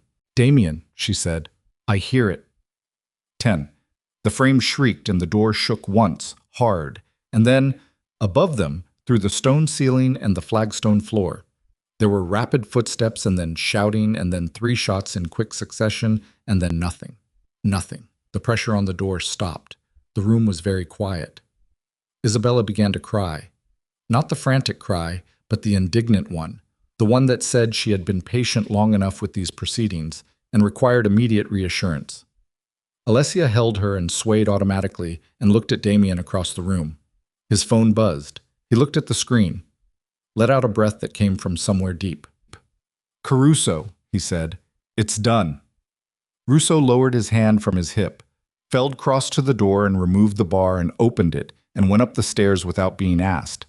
Damien stayed where he was, looking at Alessia, and the amber light was between them, and Isabella was crying, and the metal box was still open on the shelving beside him, and none of it was resolved, and all of it was over, at least for tonight. She crossed to him. She didn't know why, exactly. She wasn't sure she'd have been able to explain it under oath, but she crossed to him and she put her free hand on his arm, briefly, just her fingers, just for a moment. He went very still under that touch. 40 seconds, she said. 40 seconds. She took her hand back. She went to the bench and sat down and attended to Isabella, who needed attending to, and Damien stood where he was for a moment longer, and then he closed the metal box and made the calls he needed to make, and the night moved forward. The aftermath of a crisis has a specific texture that no one prepares you for. It isn't relief, exactly. It's closer to the feeling of a hand released from a tight grip, the blood rushing back into numb tissue, the sudden awareness of every place you're sore that you weren't tracking while the adrenaline was still running. Alessia felt it around 4 in the morning, sitting in the kitchen of the main house while Elena, who had emerged from somewhere in the East Wing with the composed efficiency of a woman for whom crises were simply a category of event that required management, made tea, and warmed milk for Isabella's last feeding of the night. The kitchen had its lights on full. Damien had ordered every light in the main house turned on after the perimeter was secured, a purely psychological response to having just spent an hour in amber half-dark. And in the full light, it looked like an ordinary kitchen, and the night looked like an ordinary night. And Alessia sat at the table with her hands wrapped around a mug and felt the shaking start. Not fear. The fear had been clean and operational, had run its course and done its job. This was something else. The body's invoice for what the mind had been borrowing against. She pressed her hands flat on the table and waited for it to pass. And it passed. And she picked the mug back up. Damien came in at 4:15, jacket off, collar open, with a scrape along his left forearm that had been cleaned and taped since she'd last seen him.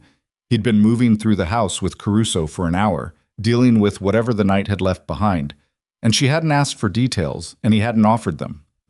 He sat across from her without speaking. Elena put a mug in front of him and disappeared.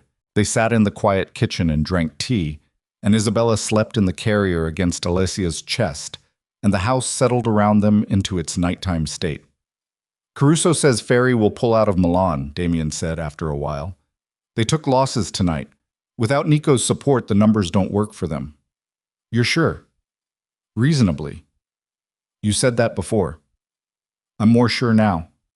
He drank, set the mug down. In 3 or 4 days, you can go home. The apartment, or wherever you want. I'll have the security assessment updated, and you can decide what level of precaution you're comfortable with. She looked at him over the rim of her mug. What level of precaution do you recommend? Honest answer? Always.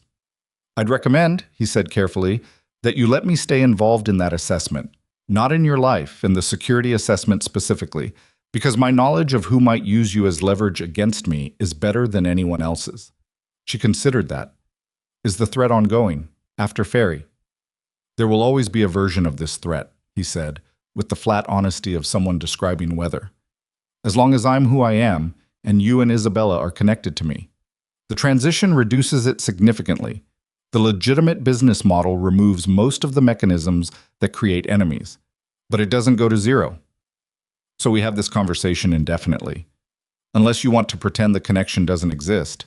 He held her gaze. Which you can. Legally, formally, you've already established that. But it would be pretending. She looked at her mug, at the grain of the kitchen table, at her daughter's sleeping face against her chest. Damien, she said, why did you buy this property? He looked slightly caught off guard by the question. It came available. It's been in use as an operational safe house for, how long ago did you buy it? A pause. 18 months, before we separated. Yes. Why? He was quiet for a moment. He looked at the table, then back at her. Because there are things you prepare for and things you plan around, he said slowly. And the things I was planning around, even when I was still telling myself everything was fine, even when I was still being exactly the person I should never have been. The things I was planning around always included the possibility that something would happen and I would need a place that was safe and that you would be in it. She stared at him. You bought a safe house for me. While you were still… Yes. That is, she said, the most genuinely complicated thing you've ever said to me. I know. You were planning for my safety while I was destroying the marriage, yes. He didn't flinch from it. I don't offer that as mitigation. I offer it as, I don't know what I offer it as. Truth, maybe. The specific truth that even when I was my worst self, there was a part of me that knew what mattered, that just couldn't… He stopped. That couldn't find a way to make itself the dominant voice in time. She sat with that for a long moment. The kitchen was quiet. Somewhere in the walls of the old house, the heating system made a low, continuous sound.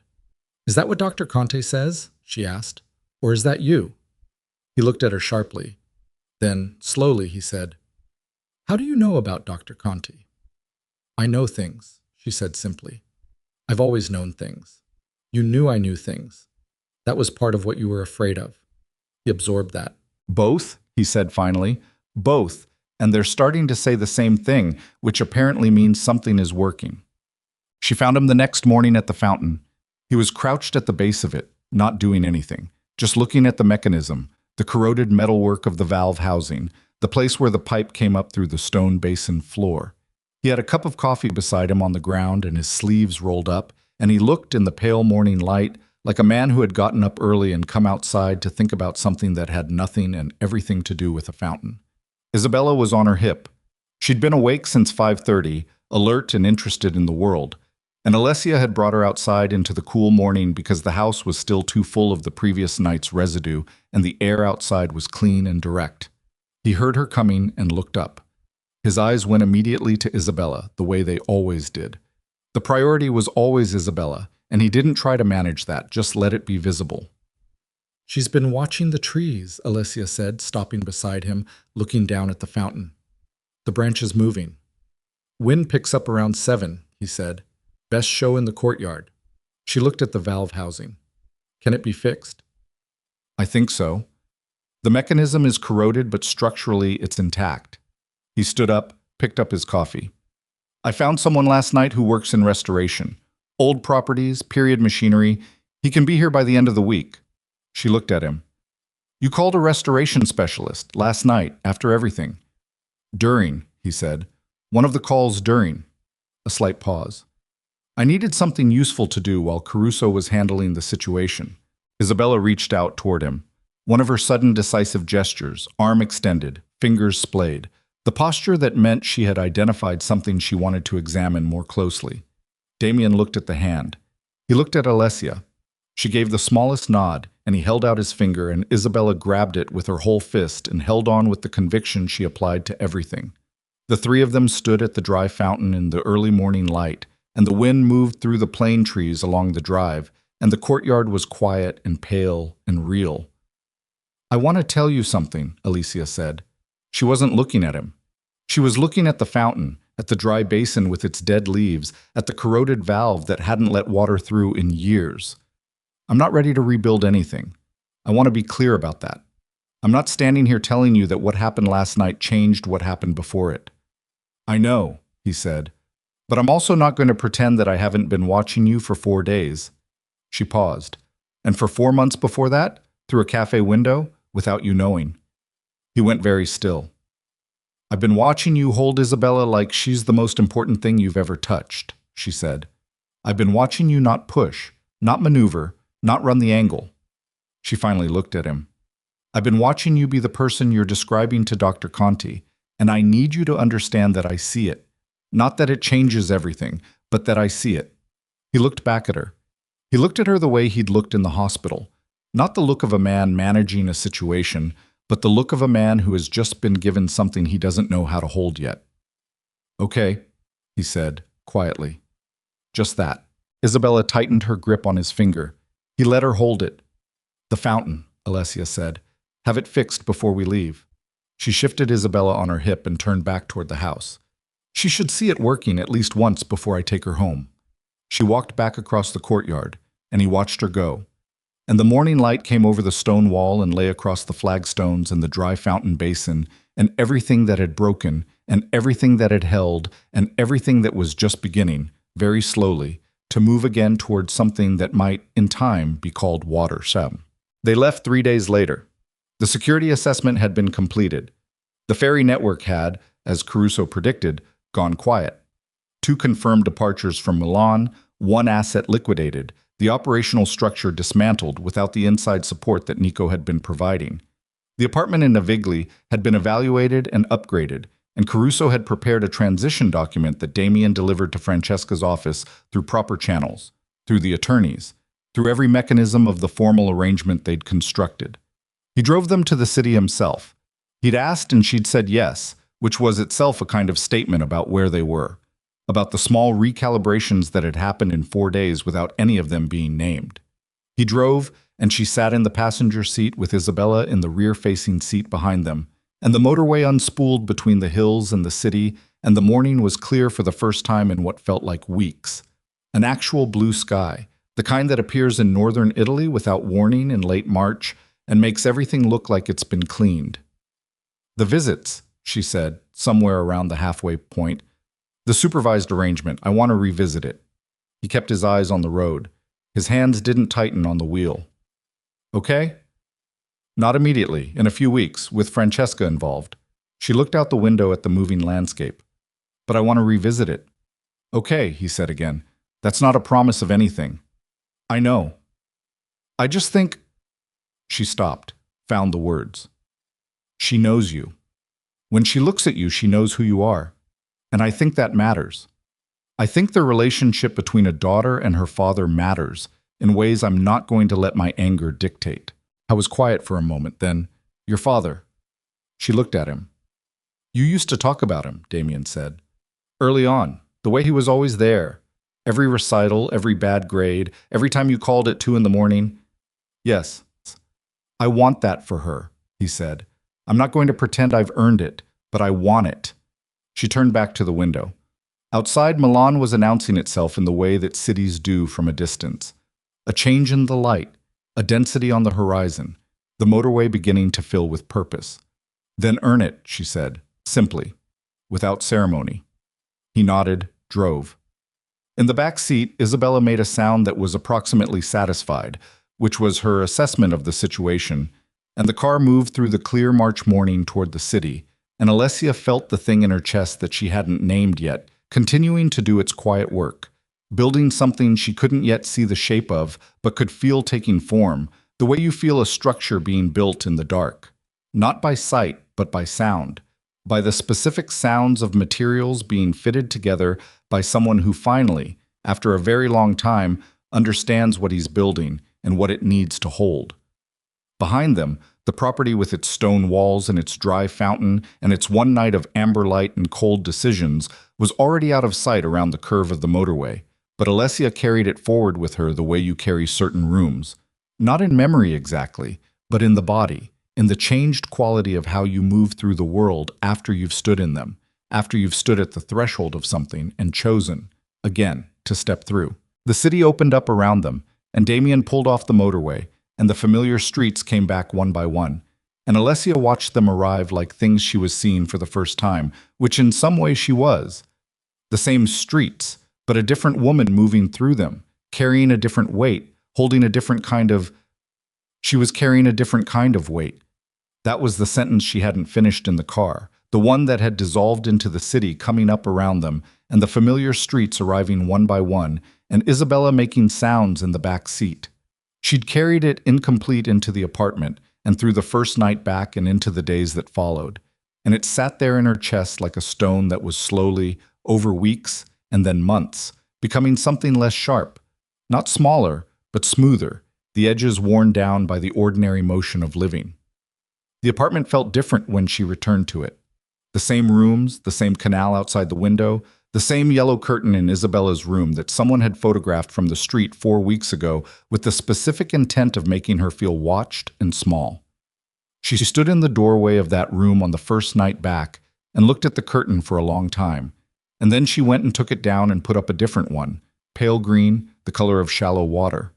And that was her answer to the photograph, which was not the answer of a frightened woman, and not the answer of a defiant one, but the answer of a woman who had decided that the things she looked at every day were going to be chosen by her and no one else. The visits resumed. Not on the old supervised schedule. She'd called Francesca 2 weeks after returning to Milan and said she wanted to renegotiate the terms, and Francesca had said she'd been expecting the call, and they'd restructured it, twice a week, still with a coordinator present for another 3 months, but at a location Alessia chose rather than a neutral site, which was a small distinction that meant everything. She chose a park near the canal in good weather, a cafe she trusted in bad. She chose the context. She chose the terms. Damien showed up to every single one on time, not slightly early, not demonstratively punctual, on time, which was itself a kind of discipline she recognized in him as something earned rather than natural. He brought nothing extravagant. He brought one afternoon in April a soft cloth book with animals on each page because he'd read somewhere, or been told, or worked out, she didn't ask, that 4-month-olds were beginning to distinguish high-contrast images, and each page had bold black and white illustrations on one side and a tactile element on the other.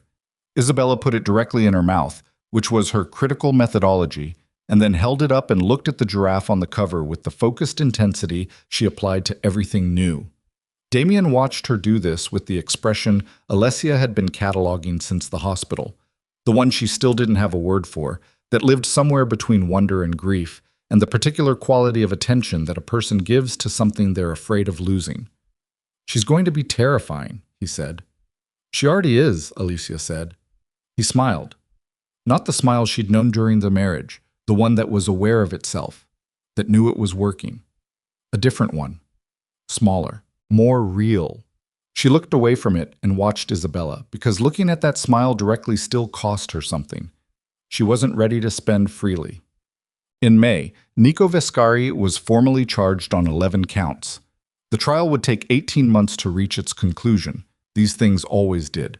But the preliminary proceedings were thorough, and the documentation Damien had provided was, by every legal assessment, airtight in a way that suggested it had been assembled over considerable time by someone who knew exactly what would and wouldn't survive judicial scrutiny. Damien didn't discuss it with her directly. She heard about it from Francesca, who heard about it through the legal channels that ran parallel to everything else. And she filed it in the part of her mind that tracked necessary information without requiring her emotional engagement. What she did discuss with him, in June, on a Thursday afternoon in the park with Isabella on a blanket between them and the canal light doing its summer thing through the leaves, was his father. "He called me," she said. Damien looked at her. "Last week. I didn't tell you because I wanted to decide how I felt about it first. She was watching Isabella, who was conducting an investigation of a blade of grass with her whole body. He wants to meet. He's dying, Damien said. It wasn't a question. He told me that. On the phone. She paused. He also told me something else. He waited. He was good at waiting now, in a way he hadn't been. He said he taught you that fidelity was weakness, she said. He said it exactly like that. He said he raised you to believe that love was a liability and that a man who was owned by one woman was a man who could be controlled through her. She picked a blade of grass herself, turned it between her fingers. He said he was wrong. And he said he'd been wrong for a long time and couldn't say it to you directly because saying it to you would require him to say everything else that went with it. And he didn't have the courage for that, but that maybe he could say it to me. Damien was very still. He asked me to let you know, she said, that what you're doing, the therapy, the business restructuring, the way you show up for Isabella, he can see it, and that he knows it cost you more than he should have made it cost. She finally looked at him. He used the word sorry. I don't know if that word means the same thing coming from him as it does from other people, but he used it. The light was in Damien's face, and he wasn't managing what it showed there. She watched him absorb his father's message through the medium of the woman his father's lessons had cost him, and she watched something work through him that was not simple. It was the specific grief of understanding too late why you became who you were, of seeing the full chain of cause and effect, of having the person responsible for the damage acknowledge it when the damage was already done and the work of undoing it was entirely yours to carry. I'll go see him, he said.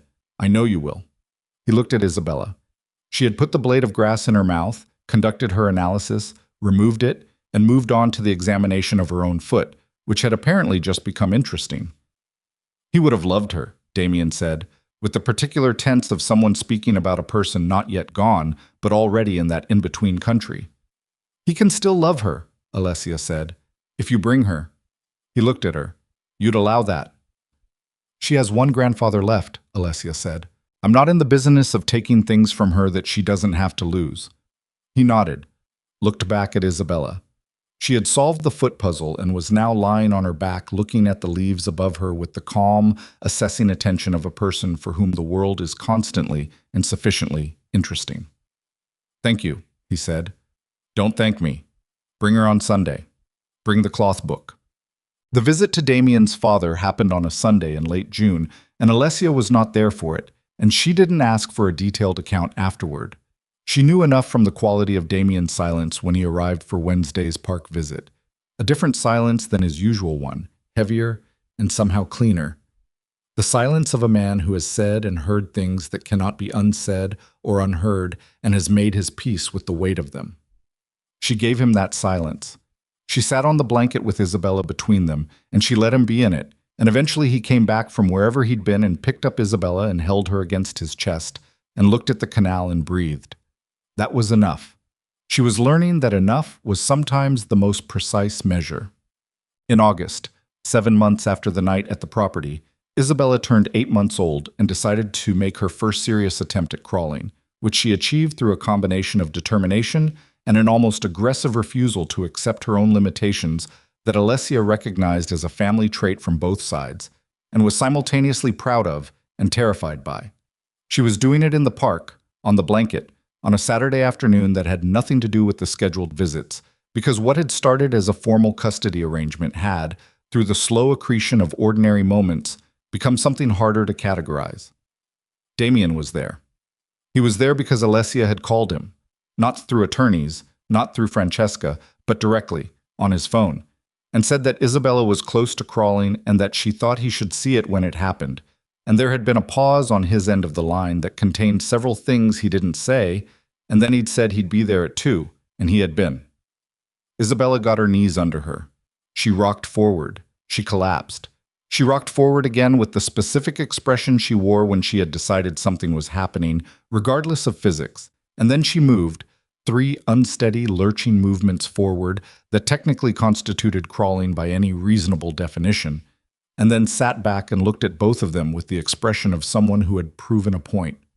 Damien let out a sound that was not quite a laugh and not quite something else, and was entirely unguarded. and Alessia looked at him making that sound and felt the unnamed thing in her chest shift again into a configuration she was beginning to recognize. "That is the most Vescari thing I've ever seen," he said. "The Bellini women also don't take no for an answer," she said. He looked at her with the small, real smile. "No," he said, "they don't." She held his gaze for a moment longer than she had before. Not long, a few seconds, but long enough for both of them to understand that it had been intentional. She looked back at Isabella, who was attempting the maneuver again, undeterred by the first collapse. "Dr. Conte," she said, "how's that going?" "Still going," he said, "which apparently is the whole point. Is it helping?" "I think so. It's hard to tell from inside it." He paused. "He asked me last week what I was most afraid of. Not with Fairy, not with the business, in my actual life. What I was most afraid of." She waited. "I told him I was most afraid of becoming someone Isabella grows up having complicated feelings about," he said. "Someone she has to do a lot of work to understand." She thought about Damien's father, in whatever room he was dying in, finding at the end of his life the words he should have used at the beginning. "Then don't be," she said. "I'm trying." "I know you are." She said it simply, without ceremony, without the weight of everything it had taken to be able to say it. "I see it." His father died in September. Damien called her from the hospital at 11 at night, and she picked up. And he didn't say much, just that it had happened and that he was all right and that he'd wanted her to know. She asked if he needed anything, and he said no, and there was a pause and she said she was sorry, which she was. In the complicated way you're sorry for things that were and things that weren't and things that came too late. And he said he knew. And then he said goodnight, and she hung up and lay in the dark for a while thinking about fathers and daughters and the specific damage that gets passed down through families like a piece of furniture, generation to generation, until someone decides to stop moving it forward. She thought about Isabella crawling on the blanket in the August park, about the Vescari jaw and the Bellini determination, about what this child was going to carry forward from both of them and what they could choose, deliberately and with effort, not to give her. She turned over and closed her eyes and slept. And in the morning, Isabella was awake early and pulling herself up on the crib rails with her new ambition. And the day came in through the pale green curtain, and Alessia got up and went to her, and the world was ordinary and real and theirs. The restructuring of the Vescari business interests was completed, formally, in the following spring. 14 months of legal and financial work that involved 3 law firms, 2 accounting firms, a number of regulatory filings, and the quiet, unglamorous labor of dismantling something that had been built over decades to resist exactly this kind of dismantling. There were assets that could not be legitimized and were surrendered. There were relationships that ended. There were people in the network who left, and people who stayed, and people who tested the new boundaries in various ways. And Damien handled all of it through the mechanisms of the legitimate world, rather than the ones he'd always had available, which was slower and more expensive and less certain in its outcomes, and which he did anyway, without complaint, because he had told Alessia he would, and because his daughter was going to be a person who would eventually learn what her father's name meant. And he intended to spend the intervening years changing what it meant into something she could carry without a complicated relationship to it. Caruso retired. Marco, who had never fully gone away from Alessia's orbit, became Isabella's official driver for the daycare run, a position he accepted with the dignity of a man who understood that this was a more important job than anything he'd done before. Francesca sent Alessia a bottle of wine on the day the restructuring was officially filed, with a card that said only, "I don't do this for clients. You're the exception." Alessia put the card in the drawer with the pink card, the one she'd written in the hotel bathroom 18 months ago, the one she'd been carrying the day she came home and heard the laughter from the top of the stairs. She still had it. She'd never thrown it away. She wasn't sure what that meant, and she'd stopped needing to know. It was Isabella's 2nd birthday before Damien asked. Not proposed, not with a ring, not with ceremony, not with the kind of performance that his first proposal had involved, which had been significant and staged and designed to overwhelm rather than to ask. He asked the way a man asks something when he is not managing the outcome, when he genuinely doesn't know the answer and understands that the not knowing is the appropriate condition for the question. They were in the kitchen of the Navigli apartment after Isabella's birthday party. Small, just a few people, the kind Isabella liked best, which was another thing they'd learned about her together, that she was social on her own terms, and those terms were intimate rather than large. Isabella was asleep in the next room. The kitchen had the pleasant wreckage of a party for a 2-year-old, icing residue, scattered toys, the particular mess of people who had been having a good time. Damien was washing dishes. He'd started doing that in the past year, showing up and doing the things that needed doing without making them a demonstration. She'd noticed. She always noticed. She was at the table with a cup of tea, watching him at the sink, and he said, without turning around, without stopping what he was doing, "I want to ask you something, and I need you to know that no matter what you say, nothing changes. The visits, the way we are with Isabella, none of it changes based on your answer." "Okay," she said. He turned off the water, dried his hands, turned around. He leaned against the counter and looked at her with the direct look that had replaced the managed one, the look that was just him, unmediated, the version of Damien Viscari that had apparently been in there all along beneath the architecture of who he'd been trained to be. "I would like," he said, "to try again. Not from where we were. Not the marriage we had. Something we haven't built yet. That we'd build from where we actually are." He paused. "I'm not asking for an answer now. I'm not asking for a timeline. I'm asking if it's a thing you're willing to consider." She looked at him for a long moment. She thought about the staircase and the 2 cups on the counter and Marco's hands tightening on the wheel. She thought about Francesca's office and a pink card and an infidelity clause and 11 pages of the kind of honesty that arrives too late to prevent damage but early enough to change direction. She thought about an amber-lit room below a stone house and a steel door and a man who stayed sitting because she'd asked him to. She thought about a cloth book with a giraffe on the cover. She thought about a dry fountain and a pale green curtain and a 2-year-old girl with her father's jaw who moved through the world as if it had been built to accommodate her ambitions. She thought about the weight she'd been carrying since the car on that March morning, the unnamed thing that had been quietly doing its work for more than a year in the space between what they'd been and what they were becoming. "Ask me again in 6 months," she said. He nodded. He turned back to the sink and turned the water back on and finished the dishes. She sat with her tea and watched him and felt the unnamed thing settle finally into something she could almost call by its right name. Not yet, not out loud, but almost. 6 months later, he asked again. They were at the property. They'd been going back occasionally for weekends when the city felt too dense, when Isabella needed space to run, when they both needed the particular quality of silence that old stone houses hold. And Isabella had just discovered that the fountain worked, that it actually sent water up in a thin arc and let it fall back into the basin with a sound like continuous small music. And she'd been standing at the edge of it in her boots with her arms out at her sides for balance, watching the water with the expression she wore for important things. Damien was beside her, ready to catch her if she leaned too far. Alessia was 2 steps back, watching both of them. He didn't turn around when he asked. He was watching Isabella watch the water, and he said it quietly, just the question, just the thing he'd been building toward for 2.5 years of showing up and doing the work and being the man he'd promised to become. And the fountain sent its water up in the thin arc and let it fall, and Isabella made a sound of pure, uncomplicated pleasure. Alessia looked at her daughter's face, at the back of Damien's head, at the water catching the afternoon light. "Yes," she said. He turned around. He looked at her the way he'd looked at her in the hospital, in the park, across every room they'd been in since the beginning of the long work of this, with the full, unguarded attention of a man who has learned, at significant cost, what it means to actually see the person in front of him. Isabella turned around too, because she had the instinct for important moments, and she looked at both of them with the dark, evaluating eyes that missed nothing, and then she turned back to the fountain because the water was more immediately interesting, which was the right priority for a 2.5-year-old, and also, somehow, exactly right for the moment.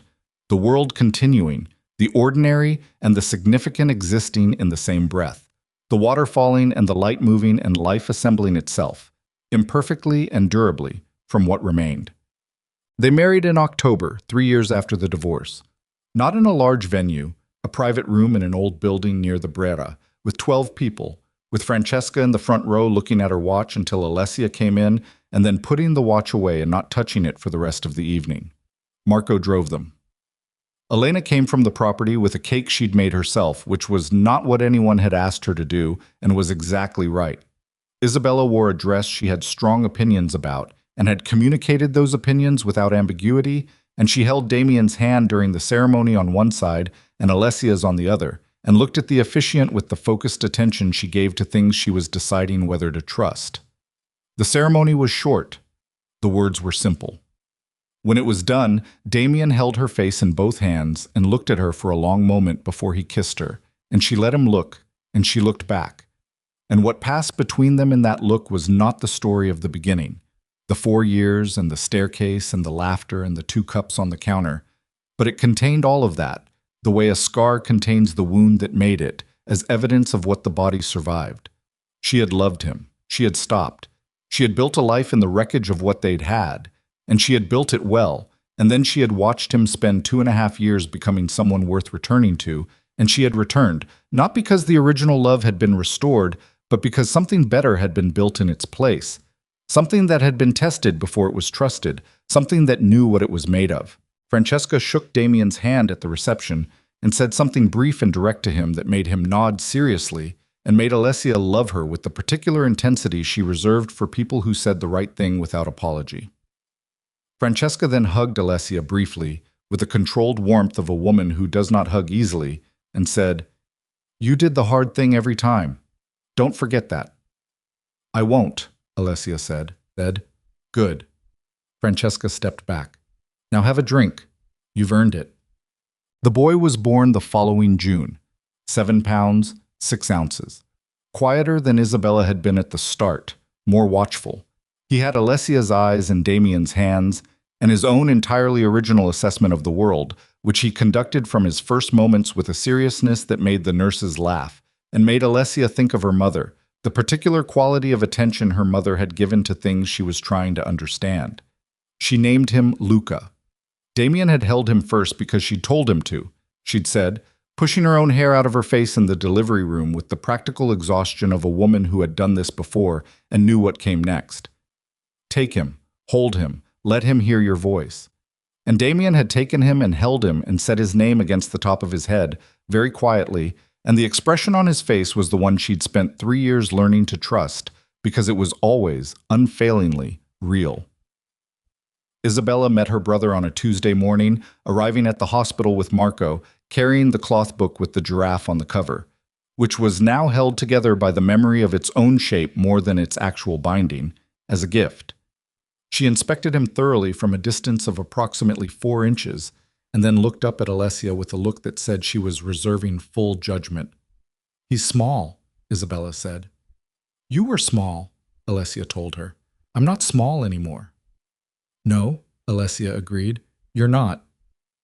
Isabella looked at her brother again, at his hands, curled at his chest, at the dark eyes that were open and moving slowly, learning the light. "He can have the book," she said finally. This was significant. The book had been hers for 2 years, had been in her hands, or in her mouth, or in her bed for so long that it was essentially an extension of her. She put it on the blanket beside Luca with the careful deliberateness of a large decision. Damien, standing at the window with his hands in his pockets, watching, said, "That's generous."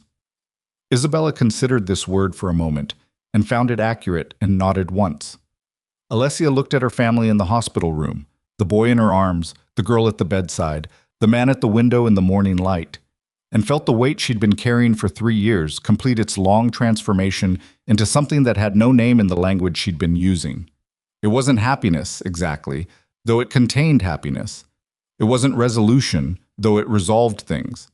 It was the feeling of a structure that had been built to hold what it was holding, tested and reinforced and honestly assessed for its weak points and strengthened there, standing under the particular kind of weight that only real life produces. Not the weight of perfection, but the weight of 2 people who had failed each other and chosen, with full knowledge of what that failure had cost, to build something true. Outside the hospital window, Milan was doing what it did in June, warm and loud and indifferent and alive, full of people who were building and breaking and rebuilding their lives in the 10,000 ordinary ways that constitute a human existence. The city didn't know or care what had happened in this room, or in the room before it, or in the long, difficult years between the woman she'd been on a staircase hearing laughter and the woman she was now, holding her son in a city that was the same and not the same, in a life that was hers and earned and real. She looked at Damien. He was still at the window, but he was watching her now, not the city, watching her the way he'd learned to. Not to possess, not to manage, just to see. The unguarded look. She held his gaze. "Come here," she said. He came. He sat beside her on the bed and she leaned her shoulder against his, and they both looked at Luca, who had closed his eyes and gone back to the serious work of being new. And Isabella had climbed onto the chair beside the bed and taken the cloth book back because she'd decided he wasn't quite ready for it yet, which was probably correct. The morning light came through the window and lay across all of them, and it was ordinary, and it was extraordinary, and it was exactly, precisely, enough. This is how the story ends. Not with perfect people in a perfect place, but with two imperfect people in a real one, who broke something irreplaceable and spent years learning whether it could become something better, and found that it could. That the becoming was the thing, that the long and unglamorous work of it was not the price of arrival, but the substance of the life itself. And that some things, a child's face, a fountain finally running, the particular weight of a shoulder leaning against yours in a hospital room where something new has just begun, are worth every hard mile of the road that brought you to them.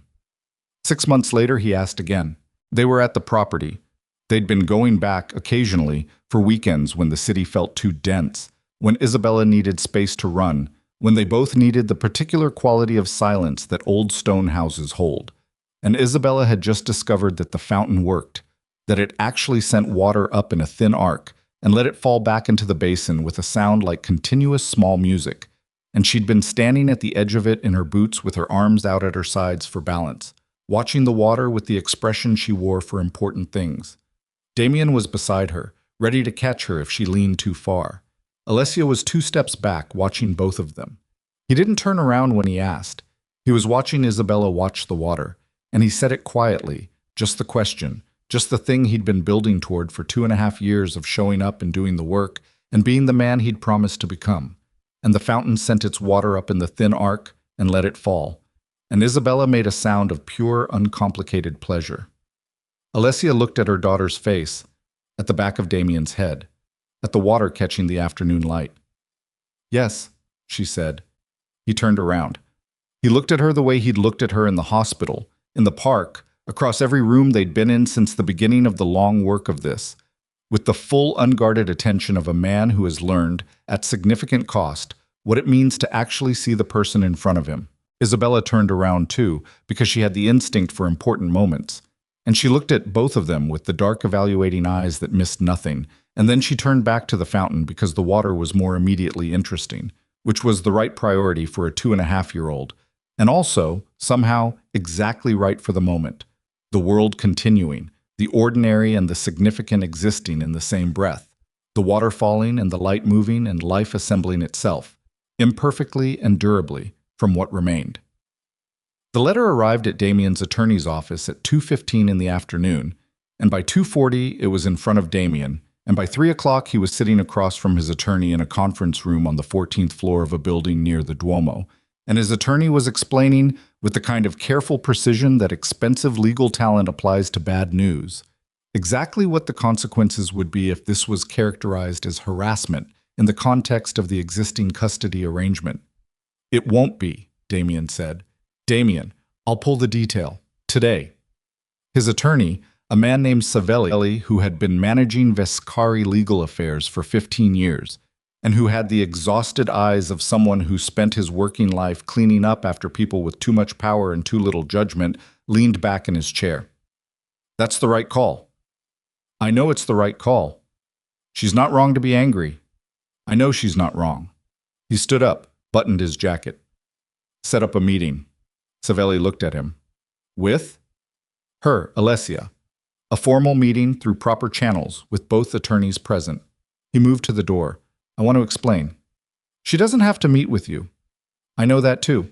He left without waiting for the response, which was either confident or delusional, and he wasn't sure which, and walked to the elevator and stood in it as it descended with his hands in his pockets and his eyes on the floor, thinking about the sedan with the ghost plates, and about Ferry, and about how a man could be simultaneously trying to be better and still causing harm through the specific mechanisms of his old way of doing things.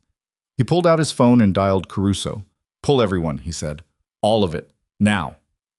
"Understood." A pause. "The ferry situation. I'll handle that a different way." "How?" Damien looked at his reflection in the polished elevator doors. The suit, the jaw, the eyes that had seen too many rooms like the rooms he'd spent his life in. He looked at that man for a moment the way you look at something you're deciding whether to keep. "Carefully," he said. "For once." The meeting happened on a Thursday afternoon in Francesca's office, which was neutral ground only in the sense that it belonged to neither of them, though the advantage clearly ran toward Alessia, who knew the room and the chair and the precise angle of afternoon light that fell through the window. She sat with her hands in her lap and her back straight, and her face doing the thing it did when she had decided to feel nothing visible, not cold exactly, just sealed, like a window that's been painted shut from the outside. Damien sat across from her with Savelli beside him and said, without preamble, "I had people watching your building. I know that was wrong. I know I didn't have the right." She looked at him. "There was a vehicle," he continued, "outside your building 6 weeks ago. Unfamiliar plates, cleaned registration. It sat there 90 minutes and left before we could identify it." Something moved through Francesca's expression, a small tightening. "You should have come to me," Alessia said. "I know." "Or to Francesca. Or to the police." "I know. Instead, you made a unilateral decision about my security without telling me, which is—" She stopped. Her jaw tightened, which is exactly the pattern we spent 8 months in a courtroom documenting. The word pattern hit him visibly. Not as injury. Damien Viscari absorbed injury well, had been trained to since childhood, but as something more specific, something more deserved. He absorbed it without looking away. "Yes," he said. "It is." "So." She unfolded her hands, refolded them differently. "What was the vehicle?" A pause. "We don't know." "Best guess." He looked at Savelli. Savelli gave him the smallest possible nod. "A faction called Ferry has been active in the city the last month. They have a history of using pressure on—" He stopped. Chose the next words carefully. "On peripheral targets. People adjacent to the primary target." The room went very still. "Peripheral targets," Alessia repeated. "I don't believe you're in direct danger. I want to be clear about that." "But you believe I might be used as leverage?" He said nothing, which was itself an answer.